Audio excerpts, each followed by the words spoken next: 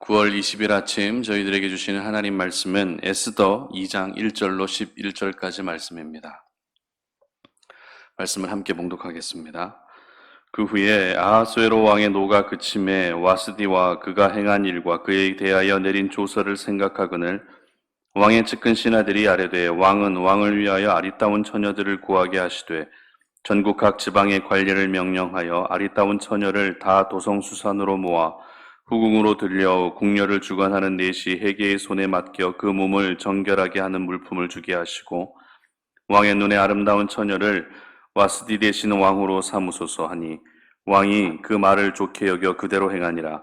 도성수산에 한 유다인이 있으니 이름은 모르드게라. 그는 베냐민 자손이니 기스의 증손이요 시므이의 손자요 야일의 아들이라. 전에 바벨론 왕 느부갓네살이 예루살렘에서 유다 왕 여고냐와 백성을 사로잡아갈 때에 모르드게도 함께 사로잡혔더라. 그의 삼촌의 딸 하닷사 곧 에스더는 부모가 없었으나 용모가 곱고 아리따운 처녀라. 그의 부모가 죽은 후에 모르드게가 자기 딸같이 양육하더라.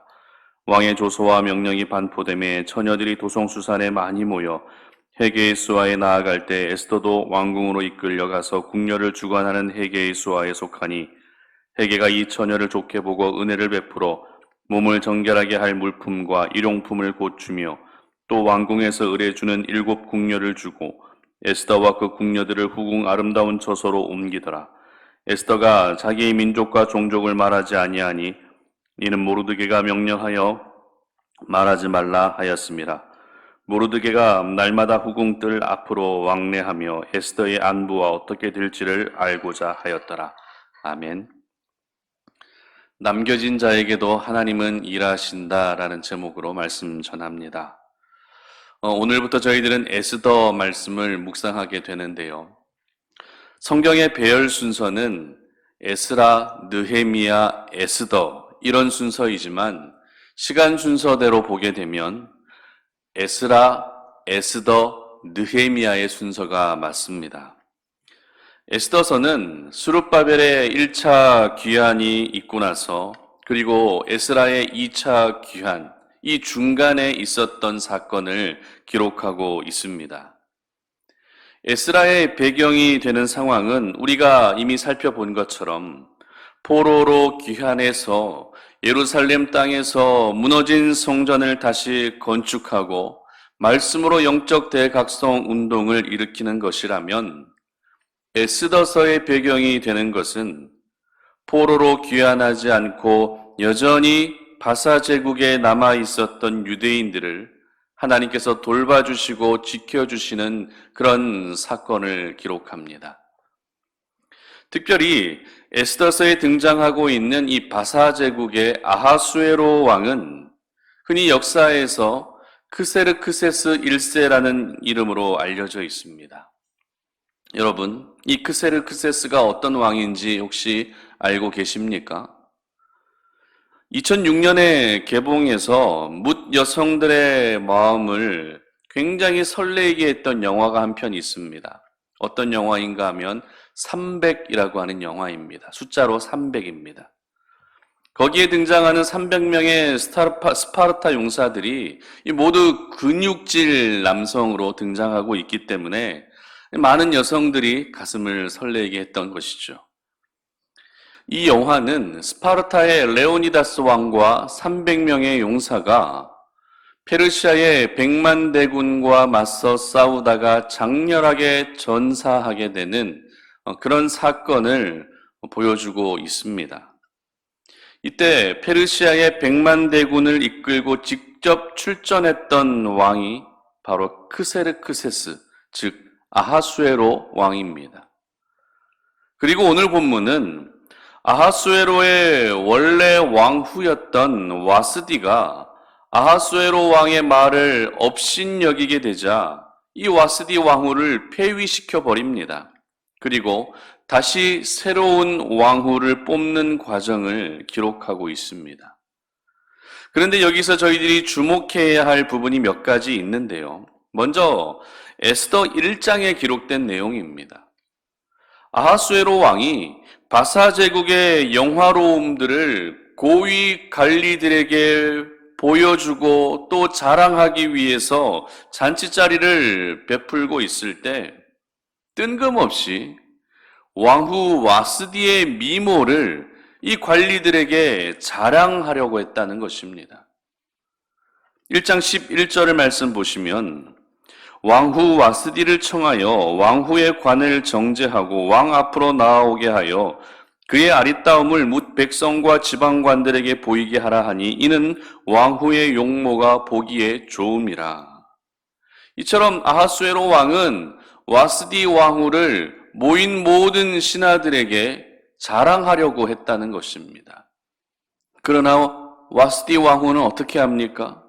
왕의 명령을 어기게 되는 것이죠. 왕의 명령을 어기고 사람들 앞에 나타나지 않습니다.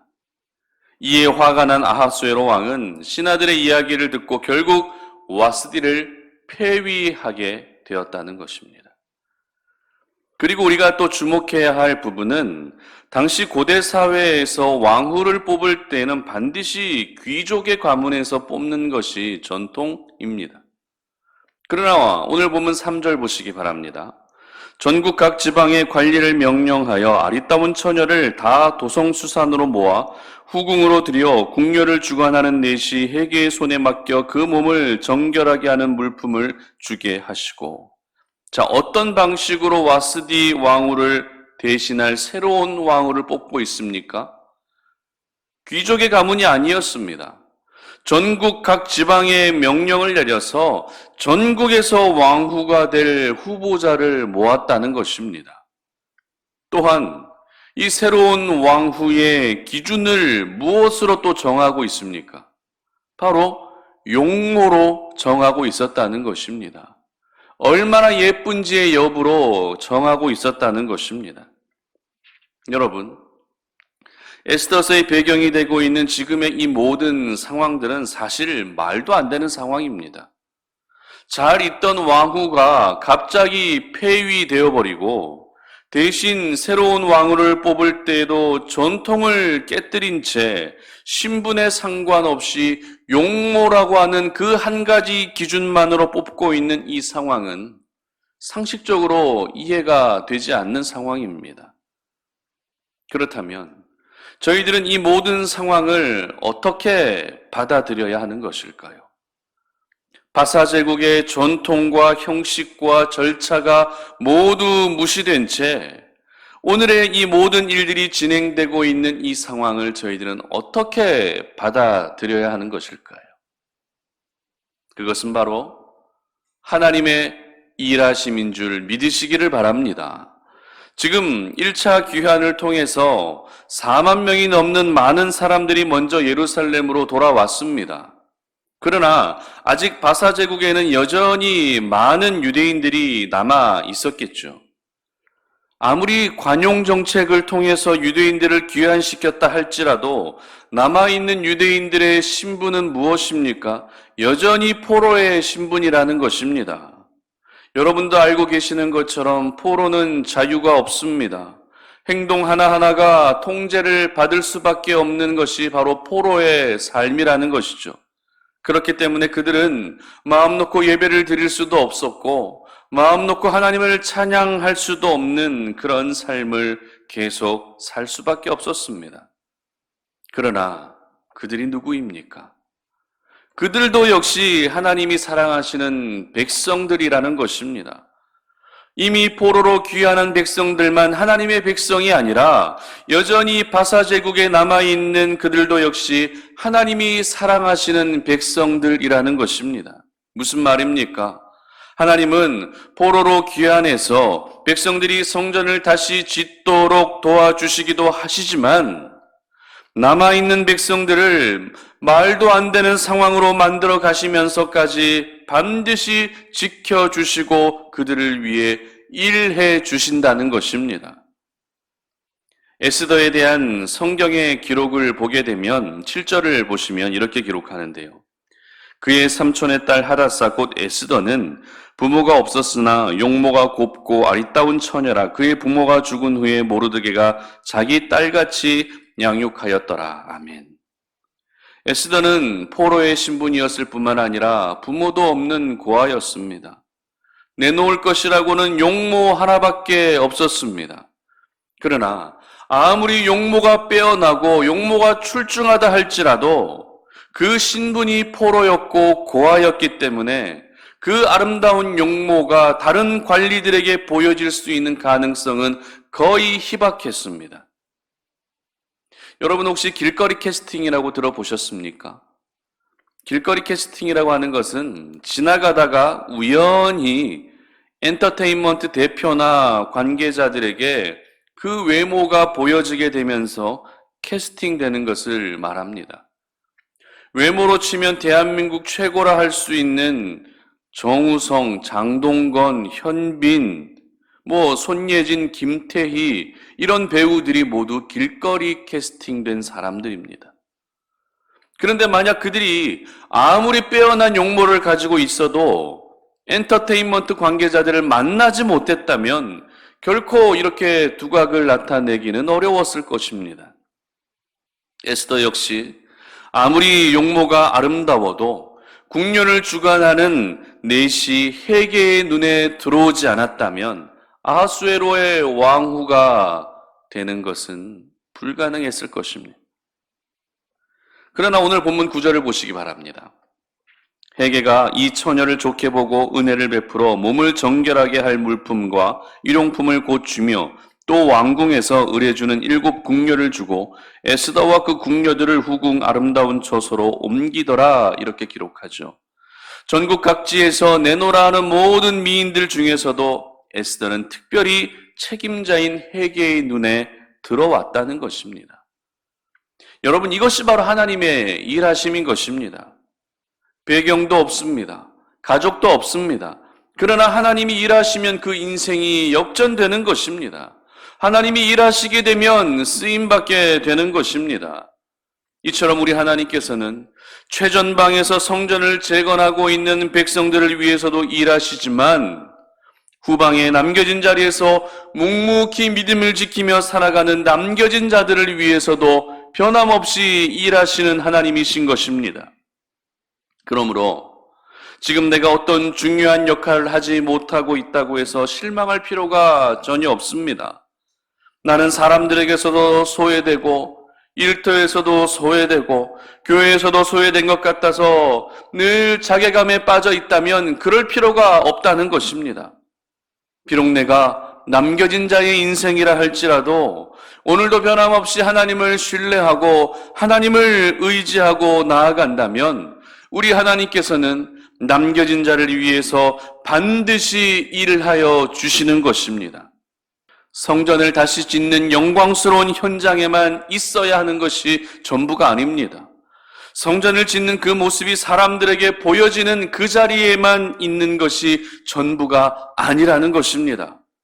보여지지 않아도, 드러나지 않아도, 비록 영광스러운 자리가 아니라도 오늘도 우리가 믿음을 지키며 살아가고 있다면 그 현장에서 우리 하나님은 여러분들을 위해 반드시 일하여 주실 것입니다. 사람들은 오늘도 보여지는 자리, 중요한 자리에서 어떤 헌신을 하고 수고하고 싶어 합니다. 이왕이면 보이지 않는 자리보다는 영광스럽고 보여지는 그런 자리에서 더 땀 흘리고 수고하고 싶어 합니다. 그러나 보여지지 않는 그 자리에서 변함없이 우리가 묵묵히 기도하며 하나님을 바라보며 살아간다면 그 사람들을 우리 하나님께서는 절대 외면하지 않으시는 것입니다. 내가 어떤 자리에 있는가, 내가 꼭 보여지는 자리에 있어야 한다는 것이 중요한 것이 아니라는 것이죠. 보여지지 않는 자리에 있다 할지라도 우리의 중심이 하나님을 향해 있다면 그것이 바로 하나님의 일하심을 경험할 수 있는 통로가 되는 것입니다. 말도 안 되는 방법을 통해, 말도 안 되는 상황을 통해서 우리 하나님께서는 남겨진 자들을 위해 일하고 계신다는 것을 하나님 스스로 나타내 보이셨습니다. 그러므로 우리 송탄 오륜의 모든 가족들은 오늘 하루 남겨진 자를 위해서 일하고 계시는, 남겨진 자를 위해서도 변함없이 일하고 계시는 하나님의 놀라운 은혜를 경험하며 살아갈 수 있기를 주님의 이름으로 축복합니다. 함께 기도하겠습니다. 하나님 감사합니다. 오늘 이 아침에 우리가 주의 말씀을 통해서 우리 하나님은 남겨진 자를 통해서도 일하고 계시고 남겨진 자를 위해서도 일하고 계신다는 사실을 기억합니다. 보여지는 자리, 드러나는 자리, 영광스러운 자리에만 있는 것이 중요한 것이 아니라 보여지지 않는다 할지라도 남겨진 자리라 할지라도 우리의 중심이 하나님을 바라보게 하여 주시옵소서. 그래서 남겨진 자를 위해 일하시는 하나님의 그 신실하신 일하심을 경험할 수 있는 우리 송탄올인의 모든 가족들이 되게 하여 주시옵소서. 감사드리며 예수님의 이름으로 기도드립니다. 아멘.